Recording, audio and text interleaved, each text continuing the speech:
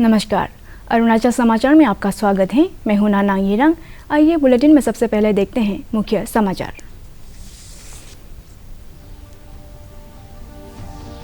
प्रधानमंत्री नरेंद्र मोदी ने वीडियो संदेश के माध्यम से वाराणसी में G20 देशों के विकास मंत्रियों की बैठक को किया संबोधित।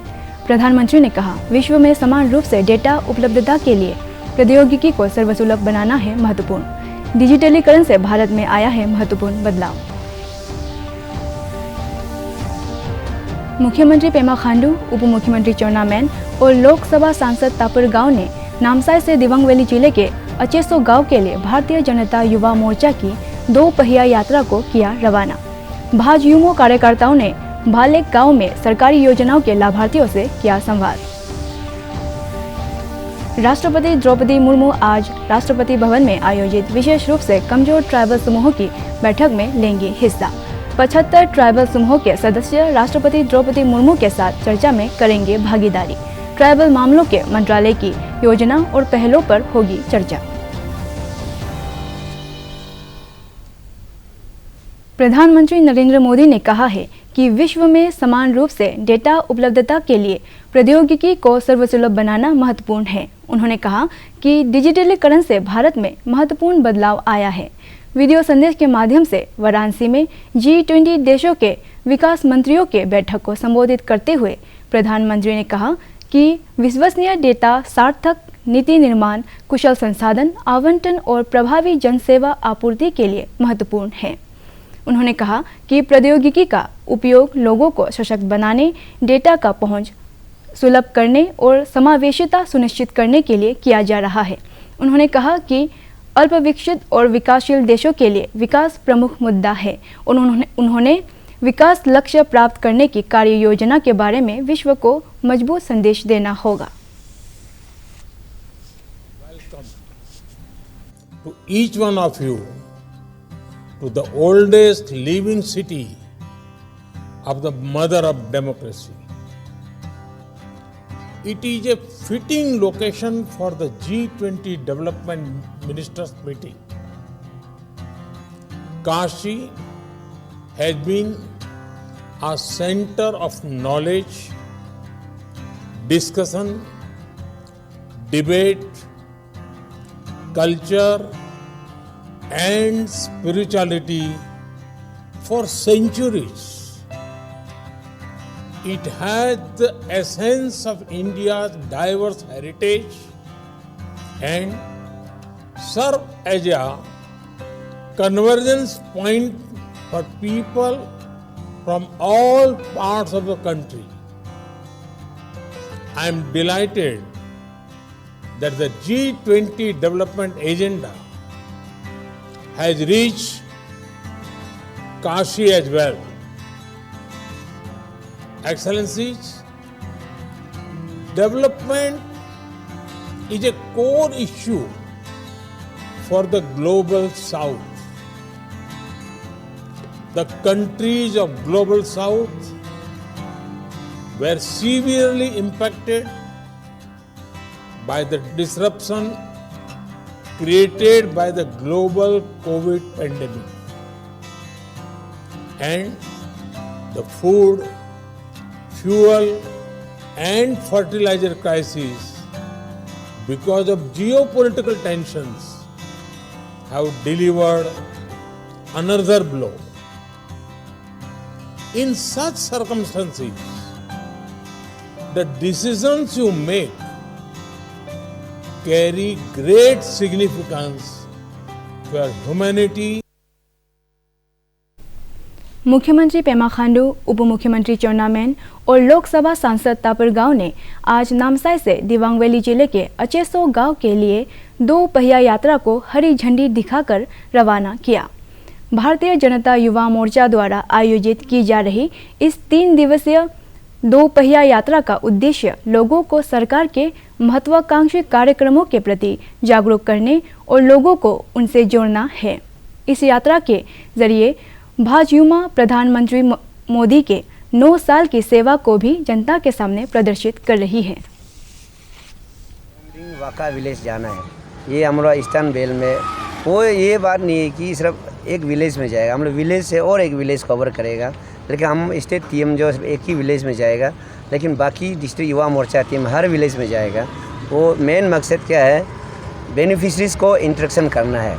जैसे प्रधानमंत्री जी का 9 इयर्स गवर्नमेंट में, पेमा खांडू जी का 7 इयर्स गवर्नमेंट में जो गरीबों के लिए, पब्लिक के लिए, जनता के लिए क्या काम किया, क्या बेनिफिशरीज दिया। जैसे कोई तो एक आदमी को 2-3 बेनिफिशरीज भी मिलता है, जैसे सीएम आरोग्य योजना हो गया, प्रधानमंत्री आवास योजना, और ये पशुपालन का स्वावलंबन योजना की तरफ से, फिर हर घर जल माने जल जीवन मिशन तरफ से। उन लोग को हम लोग इंट्रैक्शन करना है कि 9 इयर्स मोदी गवर्नमेंट में अच्छा काम हुआ ना नहीं हुआ, और पहले गवर्नमेंट का साथ कंपेयरिंग करने का ये हमारा मकसद है। सरकार के साथ सरकार का हर स्कीम जो भी है उसको, अभी ये जो बेनिफिशियरी इंटरेक्शन प्रोग्राम चला है, लेकिन अनऑफिशियली यहाँ का युवा मोर्चा पहले से ही ये जो इंटरेक्शन प्रोग्राम है देखना कि स्कीम्स पहुँचा है कि नहीं, किस तरह का प्रॉब्लम्स है, और आपने जैसे ऑफिसर्स का बात बोला तो ये भी हम लोग एड्रेस करते हैं। राष्ट्रपति द्रौपदी मुर्मू आज राष्ट्रपति भवन में आयोजित विशेष रूप से कमजोर ट्राइबल समूहों की बैठक में हिस्सा लेंगी। 75 ट्राइबल समूहों के सदस्य राष्ट्रपति द्रौपदी मुर्मू के साथ चर्चा में भागीदारी करेंगे। ट्राइबल मामलों के केंद्रीय मंत्री अर्जुन मुंडा समेत तमाम गणमान्य व्यक्ति इस दौरान मौजूद रहेंगे।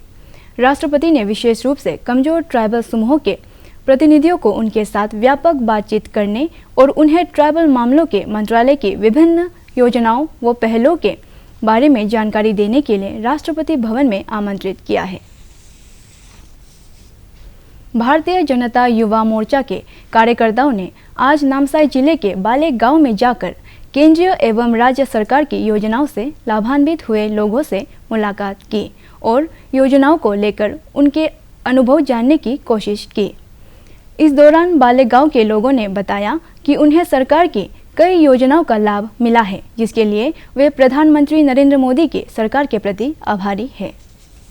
कर रहे कि हाँ जो होना था, सबसे बड़ा बात यहाँ का कम्युनिकेशन सिस्टम जो है, जो नामुमकिन सा था रोड का। अभी हम लोग यहाँ के एक सीनियर को बात किया कि रोड बनाना नामुमकिन था, या एक दिन रोइंग से नामसाई जाने में पूरा दिन लग जाता था, ब्रिज नहीं था, वो था, हरदल था। तो अभी 1 घंटा में 1 हावर्स में अभी हम चल के आया। तो ये एक इम्पॉसिबल प्रोजेक्ट था जो मोदी सरकार ने कर दिखाया है। हर घर में अभी गैस पहुंच चुका है, हर घर में अभी बाथरूम है, हर घर में अभी जो जिसका पास घर नहीं था वो घर है अभी। तो उसका मतलब जीने का, एक आदमी को एक जीने का जो जरिया है, जीने का जो आदमी को जो चाहिए, जो सर्वाइवल के लिए जो चाहिए वो ऑलरेडी है। चावल मिल रहा है, खाने के लिए चावल मिल रहा है। जिसका पास खेती बड़े नहीं था वो चावल मिलना खरीद के खाता था, आज चावल मिल रहा है।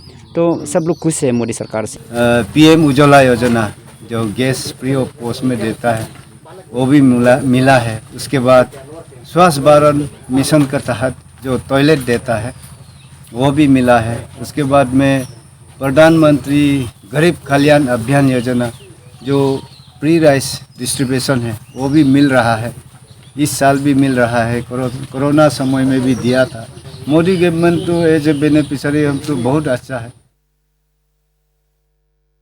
प्रधानमंत्री नरेंद्र मोदी ने चक्रवात विपर्यय से निपटने को लेकर की तैयारियों की सोमवार को समीक्षा की। इस दौरान उन्होंने राहत और बचाव कार्यों को लेकर अलर्ट रहने का निर्देश दिया। प्रधानमंत्री की अध्यक्षता में हुई बैठक में गृह मंत्री अमित शाह भी मौजूद थे। चक्रवाती तूफान विपर्यय आने वाले समय में भीषण रूप लेने वाला है। मौसम विभाग ने इसे लेकर अलर्ट जारी किया है। चक्रवात विपर्यय के बृहस्पतिवार को गुजरात में सौराष्ट्र और कच्छ तट को पार करने की संभावना है।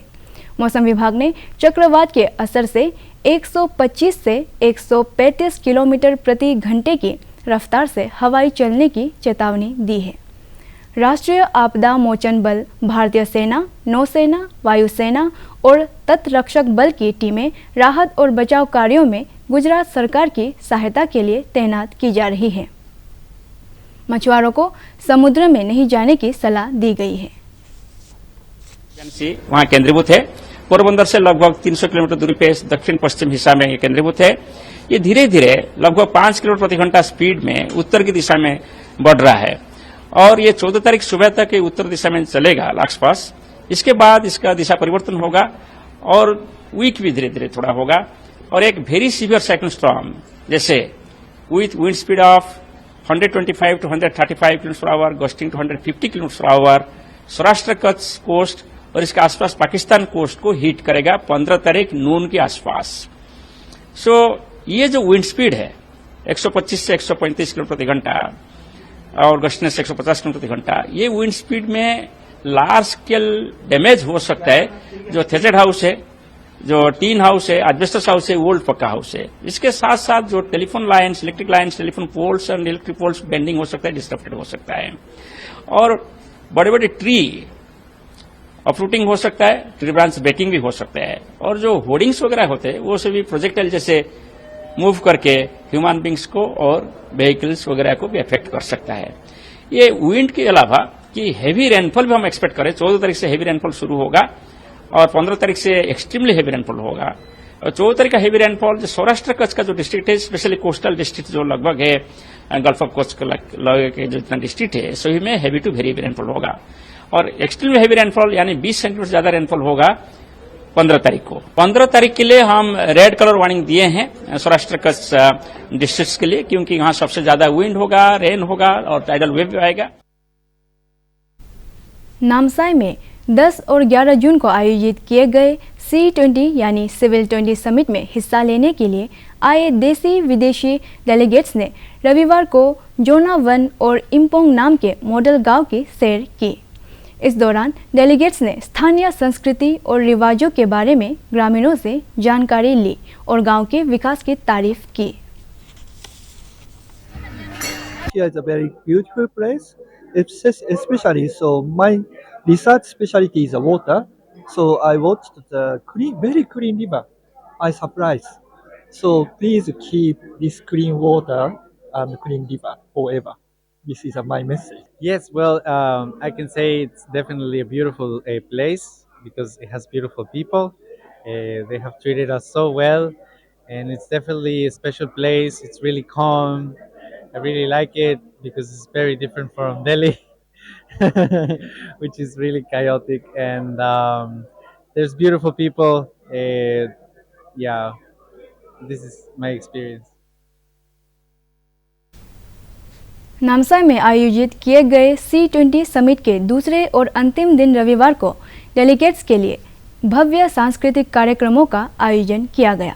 इस दौरान थाईलैंड के पूर्व उप प्रधानमंत्री कोर्न दबारनसी ने संसार की हर शय हिंदी गाने को अलग अलग धुनों में गाकर सुनाया, जिसे लोगों ने काफ़ी प्रशंसा किया।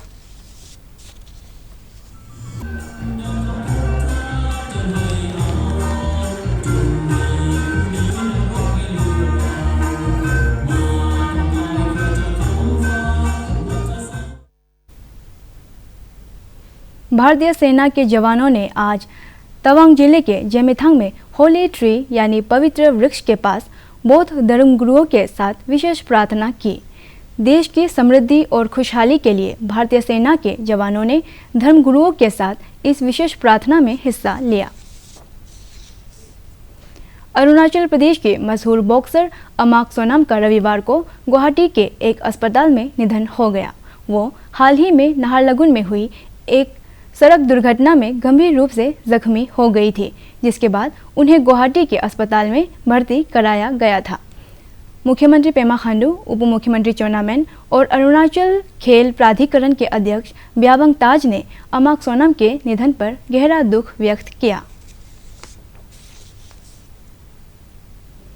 नामसाई स्थित चोंखा मोनेस्ट्री के चीफ एबट पिंग्या सिहा महाथेरो का रविवार शाम निधन हो गया। उप मुख्यमंत्री चोना मेन ने आज अपने एक ट्वीट संदेश में इसकी जानकारी देते हुए चोंखाम मोनेस्ट्री के चीफ एबट के निधन पर शोक व्यक्त किया है। उन्होंने कहा कि पिंग्या सिहा महाथेरो के निधन से हमने एक समर्पित बौद्ध गुरु को खो दिया है। उप मुख्यमंत्री ने आज पिंग्या सिहा महाथेरो के पार्थिव शरीर पर श्रद्धा सुमन अर्पित किया। आज world day against child labour यानी विश्व बाल श्रम निषेध दिवस है। इसका उद्देश्य बाल श्रम के खिलाफ दुनिया भर में बढ़ते आंदोलन को और तेज करना है। इस वर्ष का विषय है सभी के लिए सामाजिक न्याय, बाल श्रम का अंत। अंतर्राष्ट्रीय श्रम संगठन ने 2002 में विश्व बाल श्रम निषेध दिवस की शुरुआत की थी। इसका उद्देश्य बाल श्रम का दायरा बढ़ने और इसकी रोकथाम के उपायों पर ध्यान केंद्रित करना था। प्रत्येक वर्ष इस दिवस का उद्देश्य व्यक्तियों, संगठनों और सरकारों को बाल श्रम की रोकथाम और इसके स्थायी उन्मूलन की दिशा में काम करने के लिए प्रेरित करना है।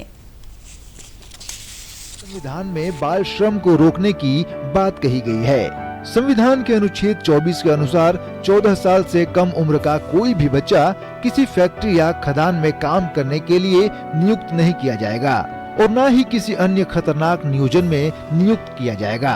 भारत सरकार द्वारा साल 1987 में बाल मजदूरी के लिए विशेष नीति बनाई गई, जिसमें जोखिम भरे व्यवसाय एवं प्रक्रियाओं में लिप्त बच्चों के पुनर्वास पर ध्यान देने की आवश्यकताओं पर जोर दिया गया। ऐसा माना जाता है कि बाल श्रम की समस्या के पीछे का मूल कारण अशिक्षा है। इसी बात को ध्यान में रखते हुए सरकार द्वारा 2009 में शिक्षा का अधिकार कानून लाया गया, जिसके तहत 6 से 14 वर्ष की आयु के सभी बच्चों को स्कूल में मुफ्त और अनिवार्य प्रारंभिक शिक्षा का अधिकार दिया गया है। इसके अलावा साल 2016 में सरकार द्वारा बाल मजदूरी अधिनियम 1986 में संशोधन किया गया। संशोधित अधिनियम के तहत 14 वर्ष से कम उम्र के बच्चों से काम करवाने पे 6 महीने से 2 साल तक की कैद और 50,000 रुपए तक के जुर्माने का प्रावधान है।